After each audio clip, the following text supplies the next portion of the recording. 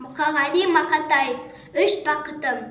Ең бірінші бақытым халқым менің, соған берем ойымның алтын кенін. Ол бар болса, мен бармын, қор болмаймын, қымбатырақ алтыннан нарқым менің. Ал екінші бақытым тілім менің, тас жүректі тілім мен тілім дедім. Кейде дүниеден түңілсем де, қасиетті тілімнен түңілмедім. Бақытым бар үшінші отан деген, Құдай деген кім десе отан дерем. Оты сөнген жалғанда жан барсың ба, ойланбай-ақ кел дағы отал менен. Түтін түтет өз өрбі көгере бер, немерелер көбейсін шөберелер. Жадыңда ұста, жақсылық күтпегейсің, от емес, оқ сұрасаң менен егер.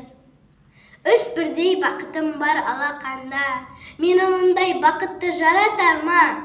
Үш күн нұрын төгеді аспанымнан, Атырау Алтай, Арқа Алатауға.